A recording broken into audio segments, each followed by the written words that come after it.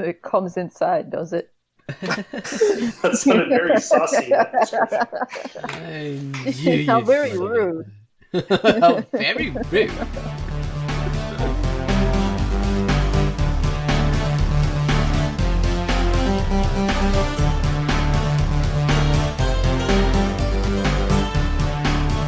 Hello, welcome to the QUACKCAST. This is the Drunkduck QUACKCAST. I'm Ozen Ocean. With me is Tance, Baines, and Pitt. Hello. Hello. Hello.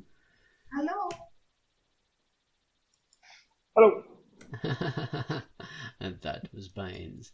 So this week we're talking about empathy, which is like sympathy, but it's more intuitive, I would say. Sympathy. What I always wondered was if you're empathetic, they told me you're like you're taking people's shoes and putting them on or something. Don't do that, guys. Yeah. So I'm anxious to find out what this means. So it means you're pathetic, basically. No. We'll get into this subject. A good example of it is the cringe humor that you feel in The Office, especially the UK example. You feel that because of empathy. You're not, thinking about it. You just feel that when you see this awkward humor, these painful social situations these characters get into, because you automatically put yourself in their situation. And yes, it's quite hard to watch those kind of things because of the level of empathy. But we'll get into that after we've done our two little traditional segments. So, Quai's going to tell us about the feature this week that she featured, and it's called Please Rewind. So, Quai, please tell us about Please Rewind. Hello, this is QUACKCAST, and the feature I've selected for this week is Please Rewind by Paneltastic, and it is rated T for teen. Please Rewind is named after the obsolete phenomenon of rewinding the tape of a VHS cassette before returning it to a video store. This comic is centered around a team of employees who recently acquired a video store. Pop cultural movie references from the 2000s, Aliens, Blockbuster Video, and World of Warcraft make this a time capsule of a not-so-distant past. This comic is drawn and colored in the traditional 4-panel comic format. It is sure to please anyone who remembers and misses the video store age. Follow the Nerdly Trio on their many escapades and read Please Rewind by Paneltastic, rated T. And that was Quai's little bitty feature, Please Rewind. Be Kind Rewind, which was a film title of some... I kept thinking about that movie too, that obscure movie. I know, right? Yeah. So, I looked at the Please Rewind comic, and it's like, is that what Typical Strange was supposed to be? I was thinking that myself. I thought, yeah, this is just Typical Strange. It's what Typical Strange claims it is, but actually isn't. Typical Strange and Clerks. Oh, Please Rewind it. Oh, whatever. It's a bit of a mix. It's its own thing. So, next up we have the featured music. Gumwallis has given us a particular theme tonight, for this particular QUACKCAST. And what is it? Well, he has given us a theme to Please Rewind. So we have a... Get out of here, really? Oh my god, I love that when that works out. Exactly. So, Please Rewind. It's a quiet threat, creepy, seeping, slumming, thrumming, coming closer inside, peering around, waiting to begin. This is a quiet track filled with an undertone of urgency, suggested by the constant, quick rhythm and lonely guitar. So take it away, Gumwallis, with Please Rewind.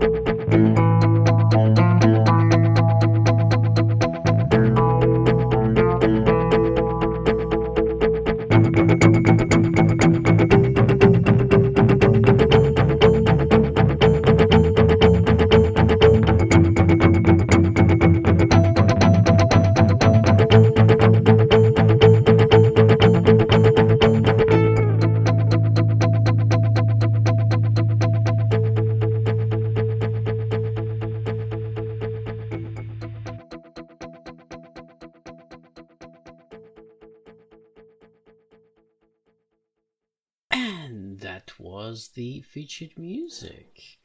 So, thank you very much for that, Mr. Gum Wallace. So, we're Right. Hey? Oh. You okay, Baines? I'm okay. Go ahead. I'm sorry. You almost fell over there. All right, so Yes. this was the theme to Please Rewind, which was a lovely little comic by Paneltastic, and it's rated T, so give that a read. Okay, so we're talking about empathy and using that in comics and how it's used in, creation in order to make the viewers more sympathetic to your characters, or to, immerse themselves more in the work by being empathetic with the characters. We actually got on this subject because we were talking about the idea of getting your bits caught in zips, which is, quite a horrible experience. But it could happen to vagina havers too, we found out. Yeah, exactly. we found out today. You did. So seeing an image of this kind of thing makes you empathize with the poor person involved in the situation, because you look at it and you go, oh my God, you look away straight away because you actually, you feel yourself in that position. So that's a good example of empathy, which is, something we all feel for our fellow humans, and it helps us relate to people in situations, but it helps us love animals and all that kind of thing, because we empathize with them. We see them as being creatures with agency and feelings and thoughts, and we imagine ourselves in that position just automatically, as that's just what happens. So when you see someone else with their bits caught in a zip, you feel it yourself. Don't look that up. Something about Mary, there's a good example there, so you can watch that example. It's very realistic. The poor fellow gets his bits caught in his zip, and they have to get the fire department and everyone. Okay, thank you. Let's go on, please. See, Tance is feeling it. Tance is empathizing. Empathy. It's something we can use as creators to help, to be aware of the fact that we can use empathy in order for our readers, our audience, to feel closer to our characters, become more immersed in the story, and relate to our writing a bit better. Don't you feel that, guys? Even if you're not deliberately trying to make the audience empathize with your work, you still do it anyway? Like at certain points, do you automatically do it, or do you do it yourself when you're writing the character, or drawing the page or whatever? Do you automatically feel the way the character feels in that situation? Does that ever occur to you? For sure. Yeah. I've known. I know that I'm making weird faces when I draw the expressions. Like I'm making the expression I'm drawing. Yeah, that's a good point. Yeah, that's super common, that one. That's, you do the expression, and sometimes you feel the expression too. Yeah. Like super Absolutely. happy or angry, Very skeptical, sad. So you're automatically empathizing with the character just on that very superficial level, which is just amazing. Yeah, when you're creating it, I've felt like a particular emotion that I want to express in Pinky TA, like I wanted to show the rage of the character, the anger, and I've wanted to make the audience feel that she is angry and somehow sympathize with that. So I've deliberately gone to try and elicit those emotions, because actually that was sort of a high point for me in chapter 7 of Pinky TA, because I'd watched Ghost in the Shell, like the second season of it, and all through the second season there was this character that was like having these machinations against Motoko Kusanagi, the main character, and her team, and trying to, just make things and trying to kill these characters. And this character shouldn't have, because he was like on the narcotics bureau, whatever, and he was like a fellow policeman, but still he was, trying to make life difficult and trying to kill Kusanagi's people in Section 9, and like the rage she felt against this guy for what he'd done, and how he'd made their lives so difficult, and the danger that he'd put them in. She just felt an incredible rage, and he was like dressed in this huge armored suit, and she got this huge cannon, just started blasting away to get through his armor and kill him, and that was so effective because you felt that like catharsis of that rage. Finally she's releasing that rage and she's getting back at this guy, and he's in his armored suit, just think, you can't kill me. What do you think you're doing, you stupid? But yeah, gradually as the suit's collapsing in on him, he's feeling this panic, like, oh my god, don't, please stop, because it's going to crush his rib cage. And you're feeling this righteous anger against him, and that was really like a cool empathetic moment, because you have those both things, like his panic at being possibly crushed alive in this suit, and her righteous anger against him, releasing it against him for getting revenge for all the crap he'd put her through. So that's what the thing I wanted in Pinky TA when I had the final scene of chapter 7, when Pinky is finally getting Ace. They've got this battle together in their chompers, and she's finally getting back and finally shooting him down. So that was my inspiration. So there we are, a story about empathy that I've tried to emulate. Yeah, and that's probably one of the most memorable moments in your comic, I think. Yeah, absolutely. I remember all of this sequence, which says something, because my brain is like a sieve, basically. It can make a sequence more memorable, even if the rest isn't. Like that's how I feel about the Ghost in the Shell second season as well. I didn't remember much of the story, but that particular moment and the lead up to it was really striking to me, because emotional memory is not emotional memory, but an emotional element to memory makes it stronger. Yeah, it sounds like a very striking scene, even just from what you said about it. It sounds like emotional soup.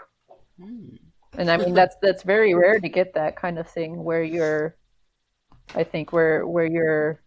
kind of feeling for both characters, and being kind of stretched two different ways. That's really cool, actually. Might have to try that. Yeah, it's not an easy thing. I think you have to kind of build up to it. So it's like a payoff sort of thing from a bit of structure. But yeah, it's worth doing. So that's you get an emotional climax. But yeah, so that's I think an extreme example of empathy. But there's it on the other scale. There's just the day-to-day kind of empathy stuff. Oh, a character's lost a pet or a parent or something like that. You feel something for the character. If you have a little bit of emotional resonance with the character, this isn't automatic. Like, you can't just write that the character lost their parent and expect people to empathize, because they won't. But if it's written well enough, you can. Yeah, show the way that it's affected that character in a sense. And yeah, I mean, it goes back into the thing that we always kind of go back to, which is the show don't tell thing, which doesn't mean you have to show their parent being killed, but rather show why it matters to that character, and hence why, as a reader, you should care about it. Exactly.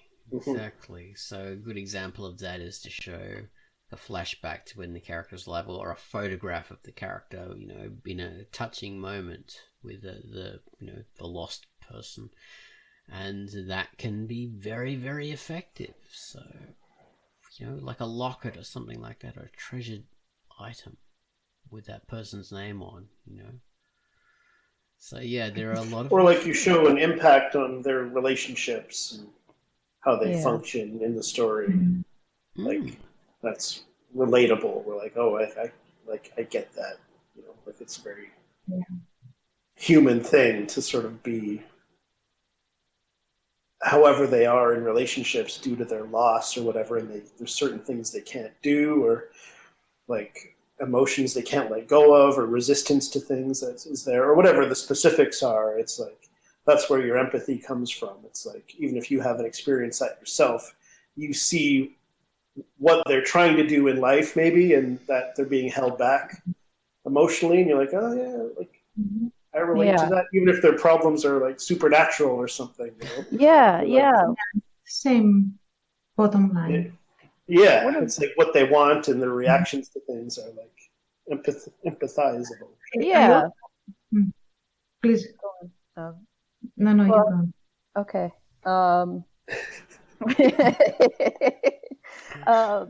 Well, I was just thinking, one of the first scenes that comes to mind when I think of scenes that just have so much resonating payoff,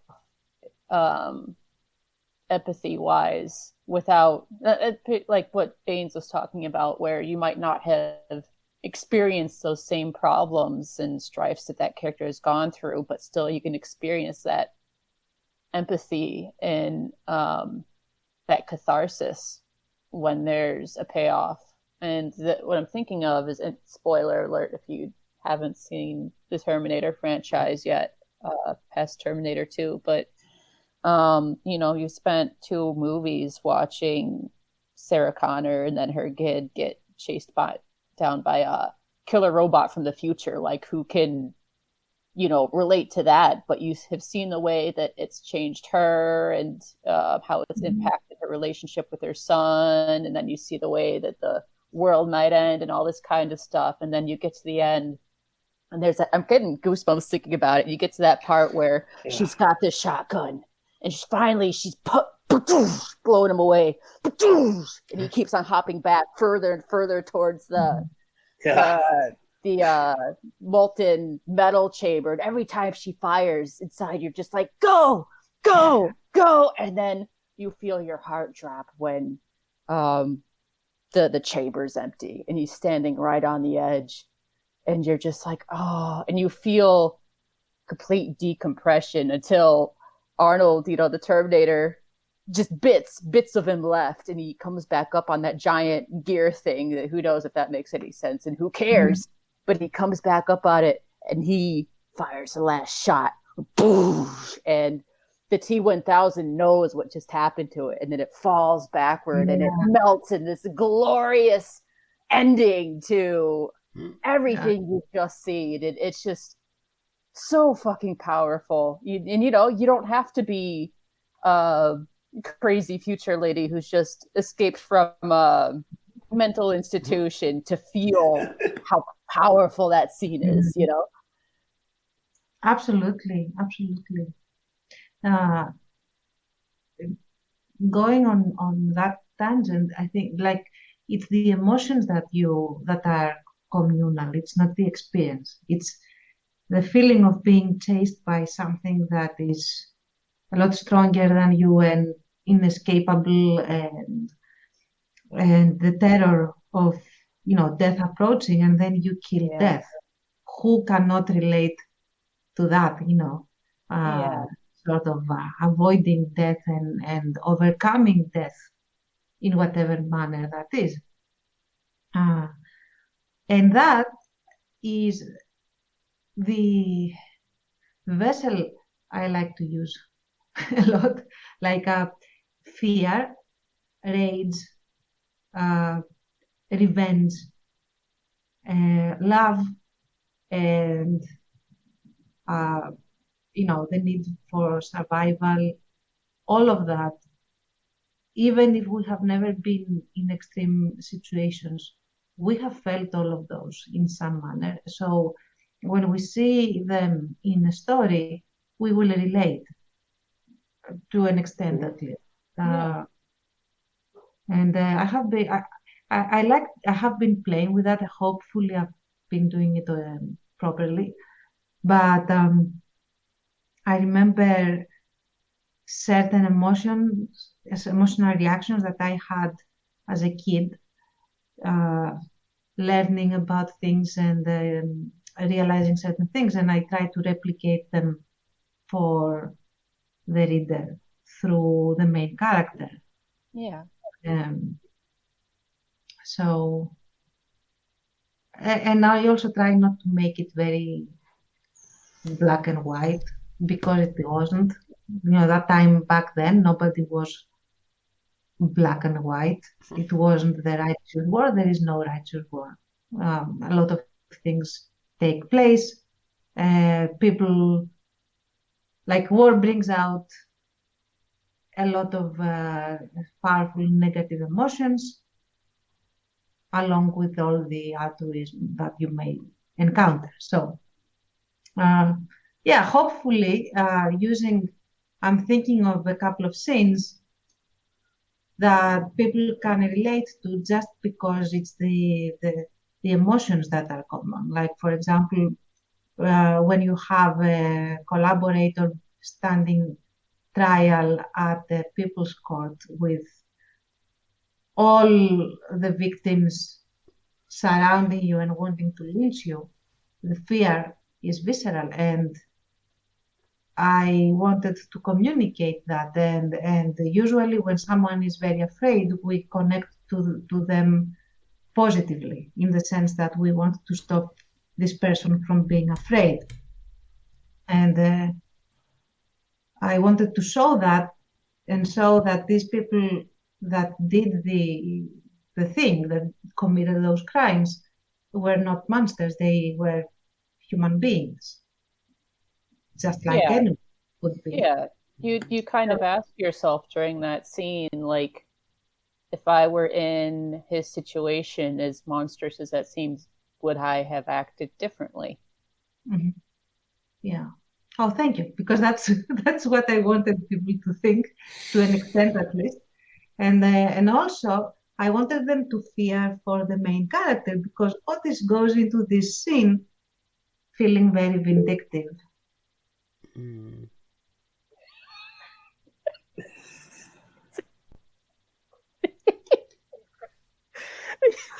Nobody could see that.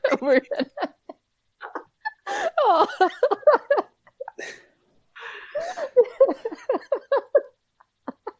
Oh, yeah, we're not laughing about Otis, guys. No.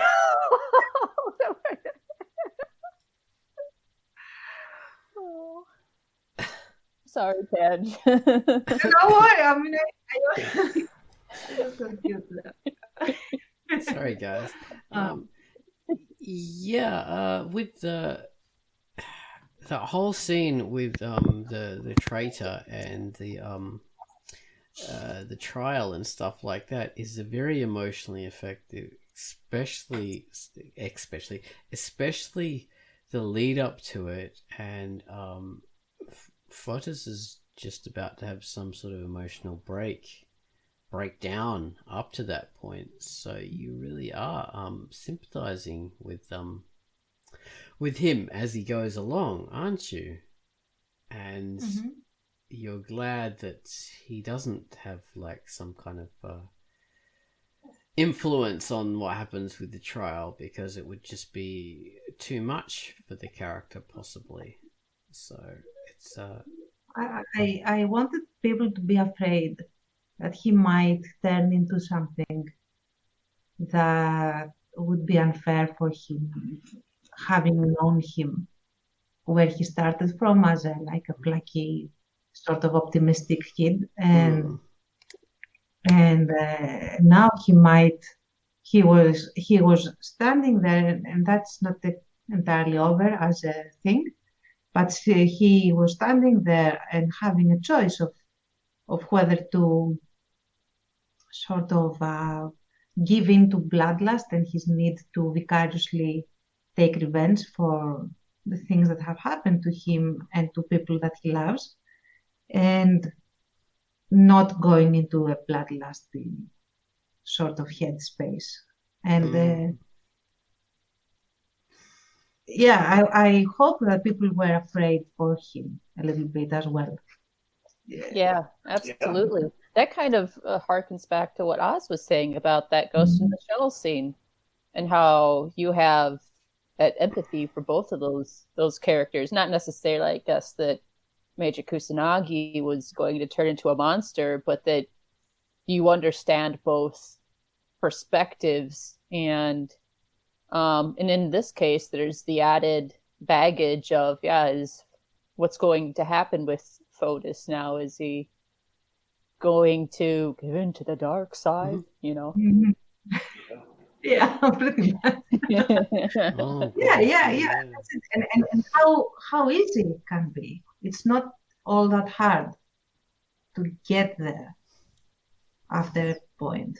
So that's I'm hoping that I have seen that people have reacted to this. They have related to that scene in the sense that they have expressed these reactions, which I really loved, and thank you guys for that. All of you. Well, even before that, there was the scene with there was the scene with the murder of the boy who was the traitor. Diomedes. Diomedes smashing the kid's at head. The execution. Oh, that. Yeah. Oh, yeah. Smashed the child's head in, and that was you felt, even though the child was did things that resulted in people getting killed, the traitor child, you still felt empathy for this child having his head cracked open, and the fear that he felt and all that kind of stuff. So there was empathy there. Yeah, man. And you also have another kid doing it, which is another thing as well. Strongly affecting, yeah. And then the other, Diomedes, the effect that had on him afterwards was quite striking. So there's empathy all through Without Moonlight. Yeah. We will mess with your emotions. Come to us.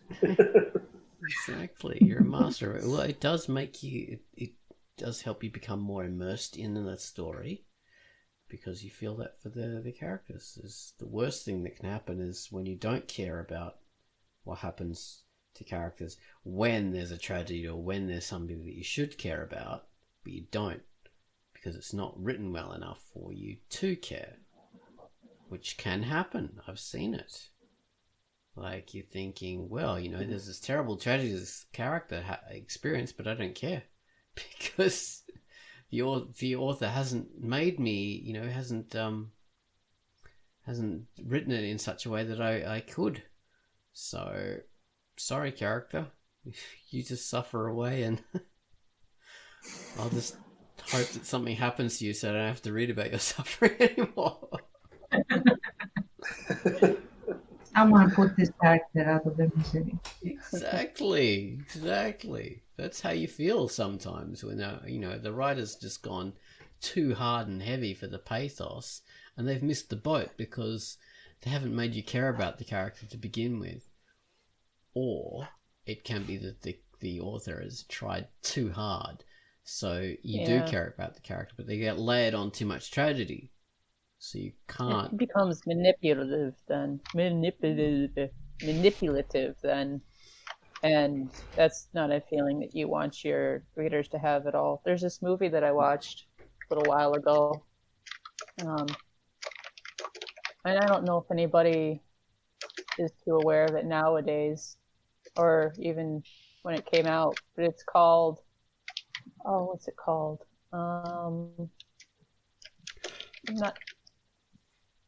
Not like sparkly skin, slippery skin, something like that. Slither? No, there's something skin, smooth skin, slippery skin, something like that. But and it that's really loud typing. Sorry. I thought it was That's okay. Chances. Yeah. It was like uneven hail coming down. Tap dancing on her keyboard. We've got Fred I like Astaire it here. color, by the way. It's pretty. Fred Astaire, but the Greek version. But yeah, so basically in the movie, like the main character is this kid, and you get empathy for just all these terrible things that keep happening to him, and it's kind of almost like this false world in a sense, where I guess from the perspective of childhood, maybe how when something's happening and you're a kid, something terrible is happening and you're a kid that has no refuge from it, and how kind of out in the cold you are with it. But the movie went so hard on it to a unbelievable degree that it kind of loses its ability at what's the stupid word I'm looking for? Oh, for metaphor, but because it's hard to understand that movie still. I still don't totally understand it, so maybe one day I'll watch it and be like, oh, I get it now. Maybe I'm just ignorant, but but at one point, like, this kid's best friends are like getting killed, and like his father is accused, so his father goes and sets himself on fire in front of him, and then the mother of one of the boys, for no reason apparently, like turns, like this kid's just walking past and she turns on him and starts blaming him and screaming at him for it and stuff like that, and it just gets so heavy-handed that you feel like you're being kind of manipulated. Right. Yeah, but you can only care so much. Reminds me of the Son's Room. That doesn't sound familiar to me at all. The Son's Room? That's an Italian film that's done in this style of stark reality, starkly realistic. And it's this tale of this psychologist and his family, and his son had died, killed himself. And it's this guy's mental breakdown, and it's just sort of charting how how he's really just can't handle it anymore. But it's done in such a realistic, stark fashion, and for some reason you just can't really sympathize. Maybe because it's done in such a realistic fashion, it doesn't really, help you suspend disbelief and get into the minds of the characters. But there's all this tragedy that's layered upon this character, and you just can't feel for him because it's you can't sympathize with the character, and then these tragedies that befall him don't have the meaning that they should, and because there's so many of them, you couldn't anyway. Because you can't keep feeling bad for someone over and over and over. So you have to really focus on one thing. It almost turns to comedy at that point, yes. right? Right? Like, it's like... Yeah, that's right. You get like diminishing returns, and then even like a total reversal. If it's like trying to do the same emotion over and over, it turns into its opposite. Yeah. If you hurt someone too much emotionally, they will disconnect. It's a very healthy defense mechanism. Nobody will take, quote unquote, hurt beyond a certain amount. And even in reality, there is such a thing called dissociation. So when things get too hard, like stuff keeps piling on, not everyone, but people just shut emotion for a period of time. Right. They don't do it on purpose. It's not like, oh, okay, now I'm going to switch off my emotions. Only. Yes, exactly. It's something that happens when, for a reason, you go beyond the cutoff point of too much emotional charge, too much emotional hurt. And there's no telling when the dissociation is going to just, pull back and release your emotions in this particular category. It might take years. And I have seen that, when the dissociation stops. And it's something to see. It's what I'm going to say. But what I'm, going on that, when we are immersing ourselves in the story, we will not stand for we will not stand for too much hurt. After a while, it will either look comedic because the brain will refuse to believe that it will feel like a caricature, or we will just disconnect from the story and even stop watching. Yeah, just go ahead. I keep on. I don't know if I'm giving other people much of a chance to talk. I'm sorry. Go for it. As she was talking about that, that was making me think. I think a lot of us are probably experiencing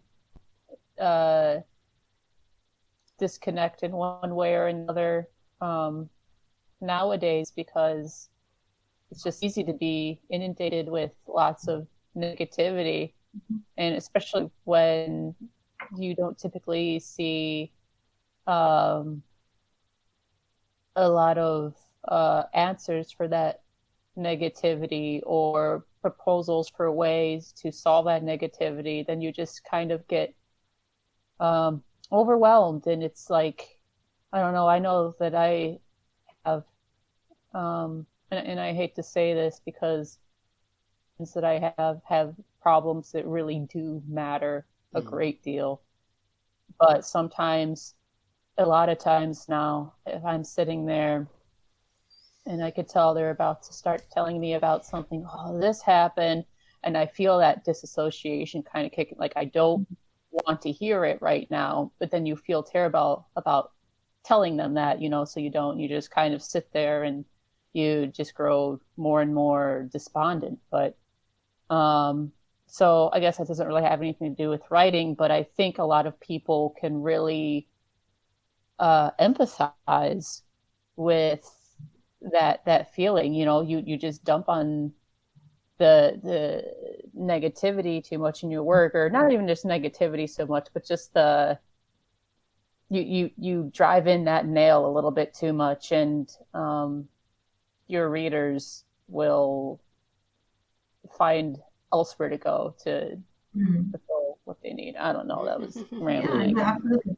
And there's another thing about tragedy and about really hard stuff. You can't keep hammering on the nail that is in. Trigger warning for body horror analogy. But when you do push in that nail, you sort of leave it in, but you also need to stop hammering on it for a while and turn attention to something else that is more like that will hinge on other emotions than, abject emotional pain and so on and so forth. Even if the other scene is not a happy scene, a comic relief is not necessary, but a shift in gears is.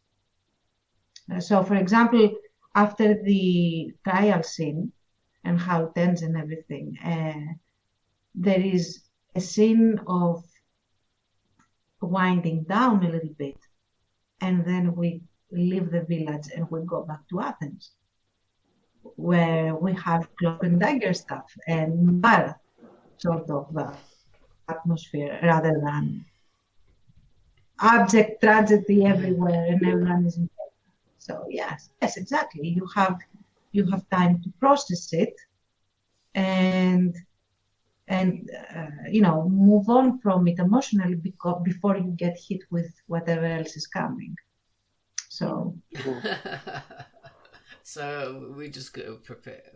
Does that mean we have to look at Without Moonlight as being like a 1-2 punch kind of thing? So there's sort of, yeah. I punch you in patterns of 3. You can find my pattern. No, believe it or not, this whole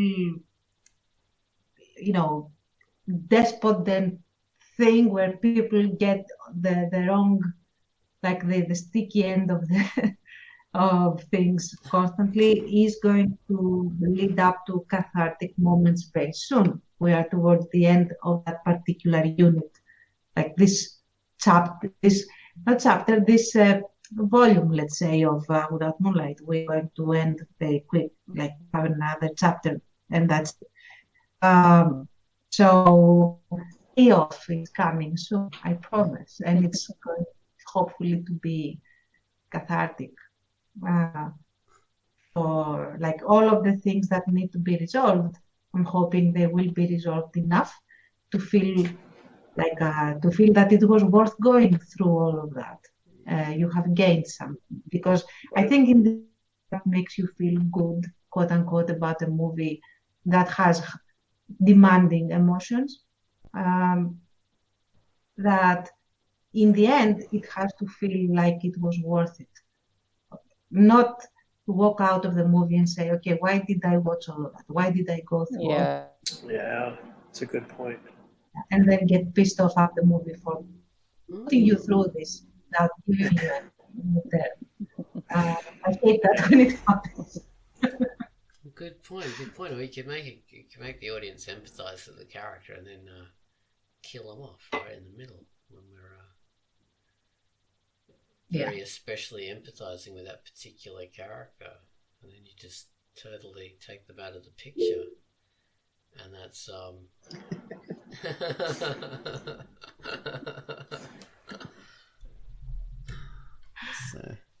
yeah, that can be a problem. Yeah. Oh dear. Well, Baines, you've been pretty quiet about your characters. Empathy is a pretty big thing with humor, isn't it? I mean, I think so. I mean, earlier and on Patreon when you were talking about the importance of empathy, my initial thought was it applies more to longer dramatic works or comedic works or something where human relatability is more important. But then I thought, like, even in a joke or in a gag, you have to. You don't have to, but it helps a lot, I think, to be able to relate to the situation, to understand, like, yeah, definitely what thing is in some of these experiences that are translated into gags, or like some weird thing with customer service or with your dog, or I don't know what the hell it is. Sort of understand what that feels like when something like that happens, even if it's exaggerated. Super important. Yeah. I think I do it sort of like naturally, with never give it a ton of thought personally, other than maybe what the characters want. Like I don't always give it enough thought either, but in a given story, like what they want should be, if it's not relatable, at least like understandable. Yeah. So you can sort of engage that empathy. And empathy, Tance sort of touched on this. I think it might have been on Patreon. Characters don't have to be likable to be empathetic. Yeah. I might have just made up that word, but no, it's like you. It's like you understand, even if like they're doing things you would never do or would never want to do, or you don't find them likable. You don't even might not even find them sympathetic, but you find them, empathetic. Mhm. Like, yeah, I get it. I have had Or whatever it happens to be. I didn't catch that. Sorry, I talked over you. I'm so sorry. That's okay. Please say what you were saying. I said, like, empathy versus sympathy. Like, even the character might not be particularly sympathetic, but they can still be empathetic, and that can carry you through. Speaking of that, I have this very consistent reader that comments on stuff, and he doesn't like Arthur because he did a certain thing to a certain other character. And he really roots against Arthur, but at the same time he hates understanding why he did what he did. Like, he hates that. He understands him and cannot completely sort of,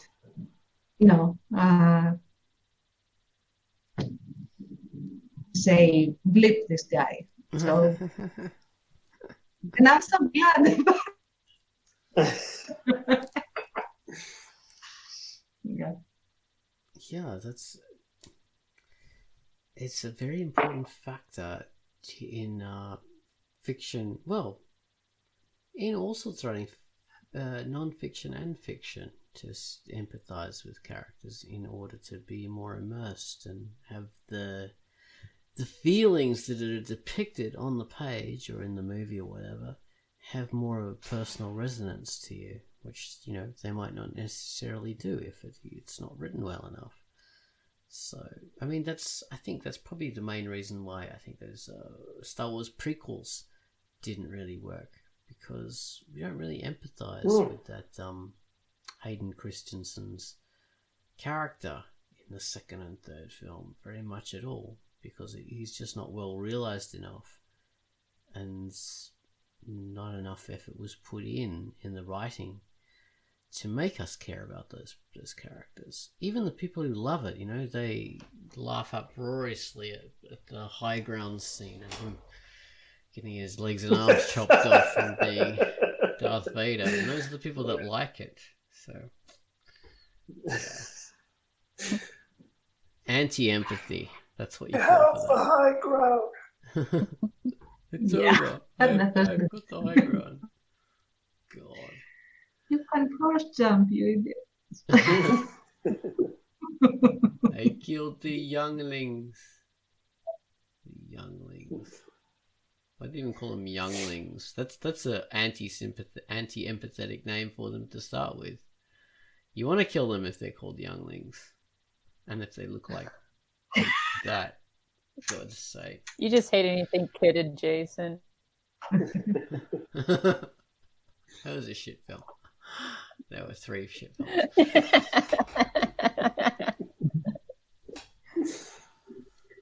Exactly. A lot of people consider it the best, one of the best ones. So I see. Oh God, those people! I don't empathize with them now. If they fell into a sewer and died, I would laugh. Isn't that the famous Woody Allen quote? Tragedy is when I cut myself. No. Yeah, and comedy is when you walk into an open sewer and die. And